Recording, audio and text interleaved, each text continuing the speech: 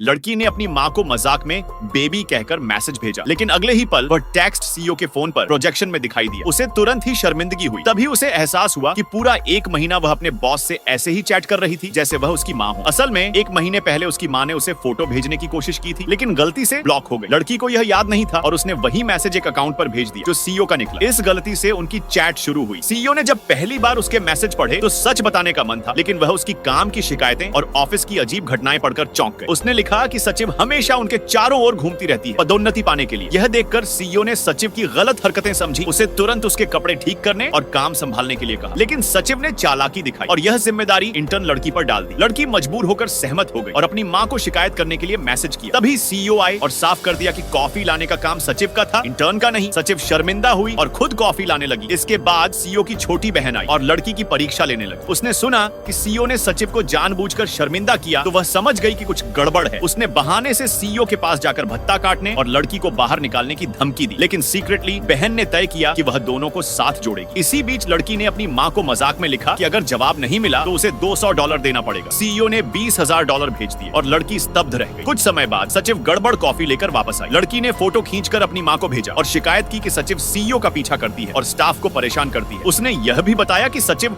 बड़ी anniversary project का credit चुराने की कोशिश कर रही है। सीईओ क्रोधित हो गए और एनिवर्सरी प्रोजेक्ट लड़की को सौंप दिया। सचिव फिर शर्मिंदा हुई। सीईओ की बहन इस बात पर पक्की हो गई कि सीईओ को लड़की पसंद है। लड़की घबरा गई और मजाक बताते हुए कहा कि वह पहले ही सगाई कर चुकी है। उसकी दोस्त ने तुरंत यह बात सीईओ को बता दी। उसी समय पुरानी मैडम ने सीईओ को कॉल किया और उनकी बचपन की मंगेतर एनिवर्सरी पार्टी में लाने की बात कही। सीईओ ने लड़की को बाहर देखा और सोचा उसे मना कर दूं, लेकिन वह मंगेतर वही थी। लड़की के चाचा ने भी उसे मंगेतर से मिलने के लिए कहा। दोनों बचपन में एक दूसरे को जानते थे, लेकिन अब चेहरे याद नहीं थे। एनिवर्सरी पार्टी का दिन आया। लड़की पार्टी की तैयारी कर रही थी और गलती से सीईओ का फोन प्रोजेक्टर में लगाया। चालाक सचिव ने स्टाफ को रिश्वत दी और फोन में संदिग्ध फाइलें रख दी ताकि लड़की शर्मिंदा हो। तभी पुरानी मैडम आई और लड़की को तुरंत पहचान लिया। सचिव ने मौके का फायदा उठाते हुए प्रोजेक्शन चालू करने का आदेश दिया, लेकिन लड़की ने अपनी माँ को फिर से मैसेज किया। जैसे ही सीईओ ने फोन अनलॉक किया, चैट स्क्रीन पर आई और अंतरंग शब्दों ने हड़कंप मचा दिया। सचिव स्तब्ध रह गए और पूरा जमावड़ा दोनों की ओर देखने लगा। इस घटना ने ऑफिस की सारी सत्ता, चालाकी और रोमांस को एक साथ उजागर कर दिया।